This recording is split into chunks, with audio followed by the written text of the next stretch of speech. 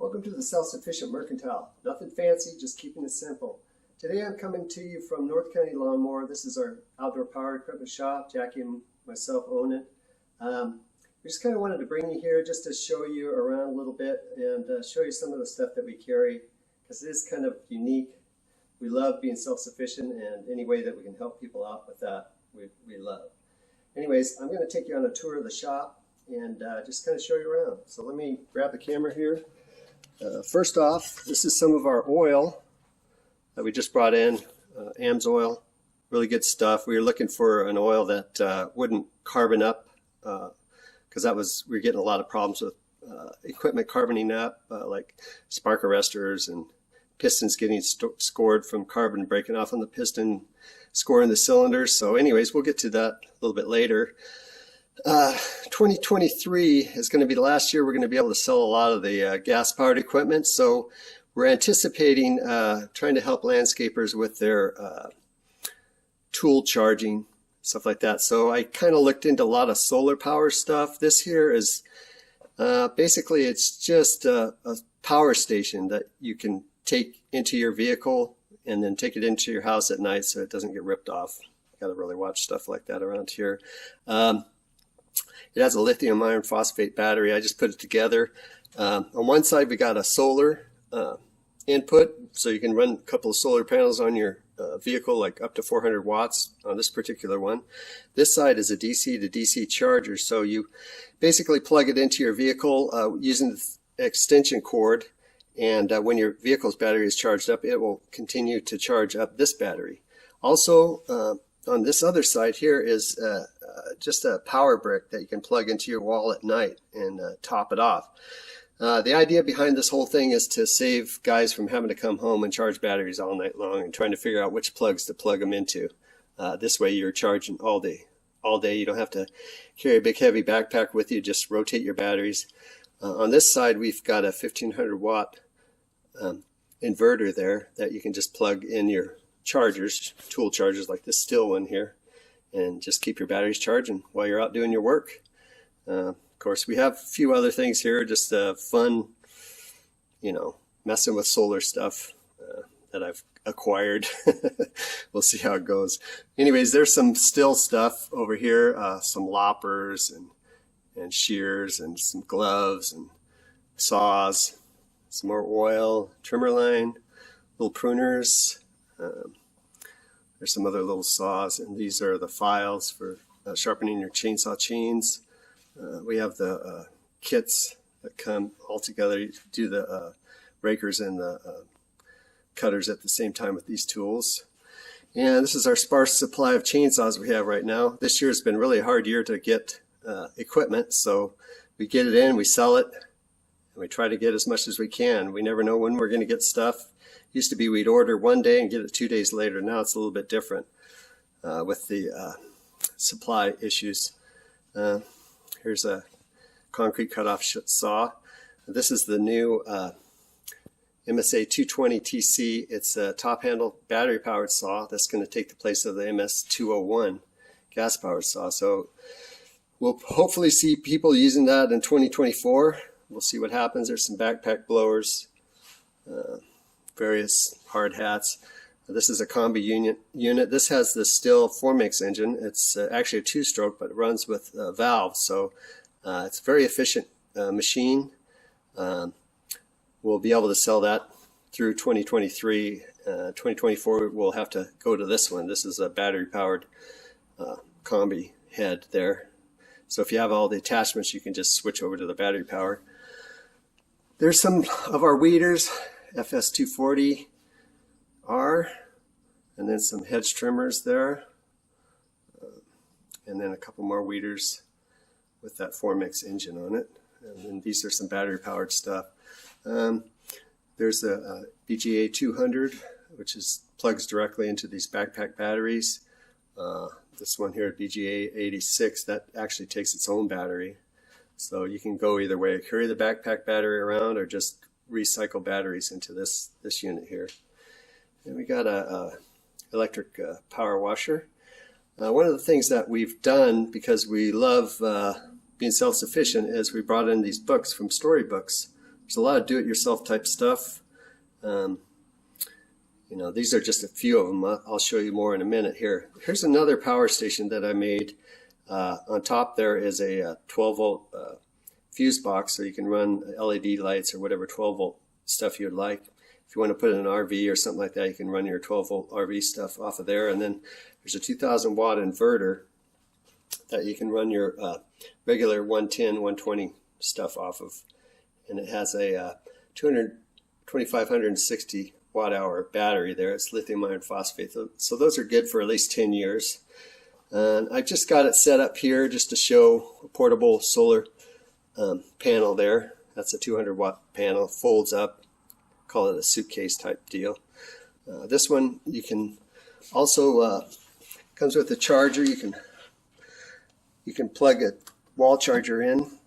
I've got a charger that comes with it with this Anderson plug. You just plug it in there, and then when you're done, you just take it off of there.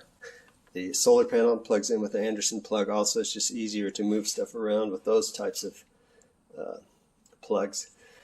And over here, we've got the Makita and the Stihl lawnmowers. They've been really good. We've had really good reviews from people that have bought these. These are probably going to be the norm come 2024.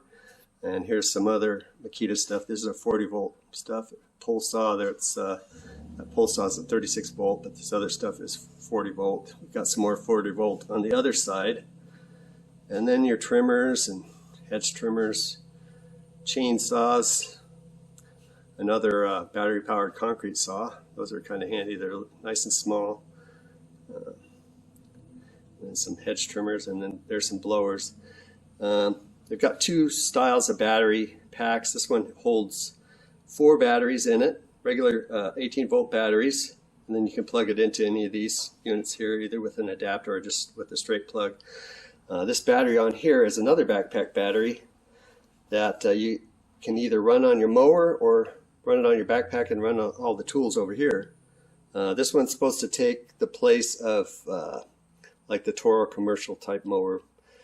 They did a test. This one particular setup lasted about 6 hours. Now these are the books. This is Jackie's favorite section. She is a certified California nursery worker. So she took all the testing and stuff like that. She knows a lot about plants. We had a CSA farm with 65 customers up in Montana that we supplied every week. And so if you have any questions about growing vegetables, she's the one to talk to. These are more books on do-it-yourself type stuff. We love books. The thing about books is that they're always there. If the power goes out, you can still read your book there. And they're a good reference to have. There's some gopher traps and hoses. And then over here we've got some of Jackie's artwork. She does a lot of pastel art. And then underneath here is a lot of the organic fertilizers and treatments. So if you have questions about any of this stuff, Jackie's very knowledgeable in it. And it's all organic. Then we move down to the seeds here. This is Renee's garden seeds. They're all organic. A lot of varieties here. So if you want to grow your own food, we'd love to help you out. There's some more seeds there. And then on the other side here, we've got a lot of the trimmer lines and some gloves. Just going to slide down here. More battery powered equipment there. Some pole saws. Okay, let me go around here. And then this is the Echo section. We've got a few Echo products. We do have some on order for next year. Like a lot of our equipment, we have a booking order that comes in at the first part of the year. So we've got trimmer heads. Then over here we've got some more books and more gardening stuff. We've got some seed trays there, potting soil, fish fertilizers. Down here we've got some more bags of mix. And then up above here we've got some, Jackie brought in some fermenting stuff to help people ferment their own stuff like sauerkraut and whatever. And canning information. These are some more fertilizers here. And some more weeder heads, hoses, adapters, sprayers, and then a lot of hand tools. We really like to have a lot of neat hand tools because a lot of these guys have their special things that they really like, and it really works well for them. There's a little mini hula hole, and there's some snake gaiters. We have rattlesnakes around here, so you're going out in the woods or out in the brush doing some weed whacking or something, it's good to have some snake gaiters on to protect your legs. And there's some shovels and rakes and pitchforks. Over here we've got some Echo tune-up kits, and then more rakes. And then we have a lot of climbing gear too. We have a lot of ropes and lanyards and stuff, carabiners. And then there's some more loppers and more stuff for digging in the dirt. All right. Well, let me set this down, and then I'll kind of go over the rest of what we're going to talk about today. Let's see here.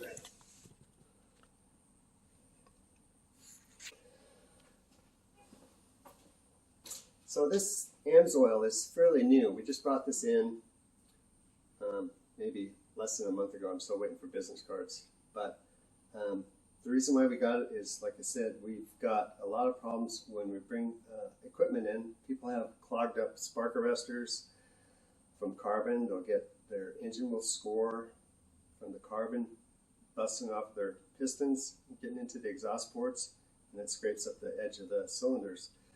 Also, if your exhaust port plugs up, you can risk the fact of blowing your seals out, losing the seal. Now, if your seal's in your crankcase on a two-stroke, if you start getting air into there, it starts leaning out really bad, so your engine will basically seize up. So that's something you want to keep in mind. If your equipment starts bogging down, you might have a plugged spark arrestor, so take a look at that. Also, I've seen, as a mechanic, I've been a mechanic for probably 12 years now, small engine mechanic, the exhaust ports can clog up too. You might have a, say you've got a catalytic converter type of muffler, some of the Echos have that, but your exhaust port can still clog up. So instead of a big hole like that, it'll just squeeze down to a tiny little hole. You want to check stuff like that.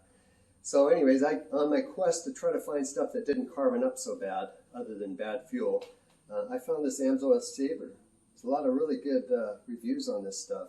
They actually tested this at 300 hours and it didn't plug up the exhaust screen at all. This actually was tested at 300 to 1. They suggest 100 to 1. That's what they say on here. You can mix it whatever you want, but 100 to 1 is probably the best mix. It's super concentrated, so you don't want to go overboard and give too much oil in there, but it'll run super clean. It'll keep your equipment lasting a long time. The main thing that I was looking for something is that we're going to have to keep people's equipment lasting a long time. You know, whatever way we can help them out, because they're not going to be, in 2024, they're not going to be able to buy a lot of stuff. So my idea is to try to help people keep their equipment, you know, give them longevity in that. So a lot of these oils like this, even this crankcase oil for like 4-stroke, you know, small engines like lawnmowers and stuff like that.